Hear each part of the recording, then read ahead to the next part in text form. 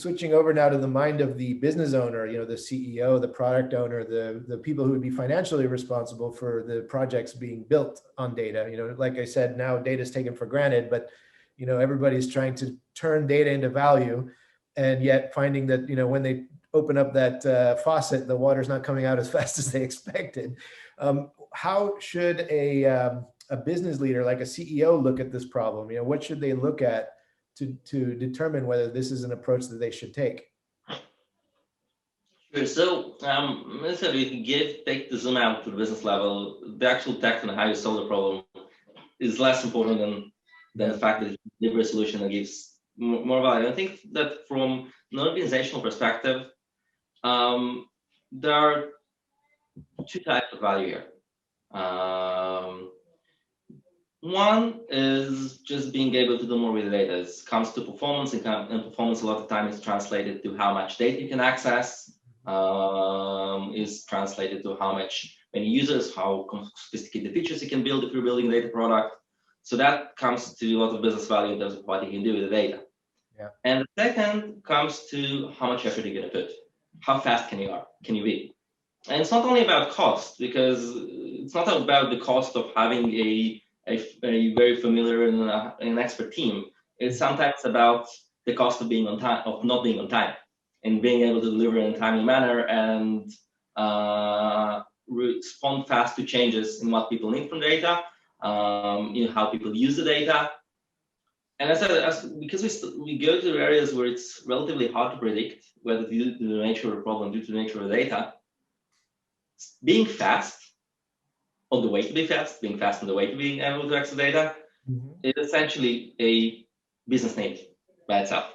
Basically, time to market is itself a business value, and especially if your product is built from data, then the faster you get there, the faster you're to market. The more data that you can access, the higher quality your product becomes, right? So it becomes a quality versus time to market type of trade-off.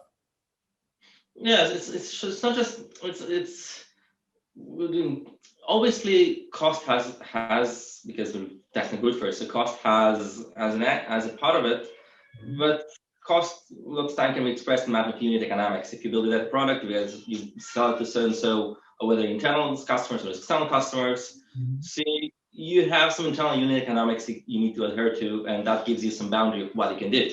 Yeah. So being efficient obviously expands what you can do, but then it's about what kind of questions can you ask. If a query returns in a second and not in 60 seconds, it's just a different type of analyst flow you can support with that, and how fast you can get there. So from a business perspective, it's fast and different meanings of that word. Yeah, no, that makes sense. And then, of course, there are obvious cases like, in regards to data, we've heard about things like autonomous vehicles or algorithmic trading. What are some common use cases that you're seeing that you're working with? Sure. So the types of use cases that we traditionally deal with today come from either in areas of things like marketing analytics or click-through analytics, like for a digital footprint. We have different use cases in areas of cybersecurity, event analysis and log collection and incident analysis. We have some, which is very similar with different space and root cause analysis. Yeah. And also, again, in that entirely different space, although when you take a look at how the data workload looks like, you still have similarities in the areas of genomics and medical research. And some of the things you mentioned might be a fit as well. One of the things those kinds of workloads is that they usually represent companies who are well mature on their journey to data. But what's part of what's happening today, that's basically every company who does not really accelerate that, who's not data driven at its core, are going to get left behind. So you have new industry like cybersecurity. Yeah. It's obviously they can deal well with data, but then you get traditional industries like car manufacturing, and those who are there and now can be leaps and miles before those who are just planning the data journey. Yeah.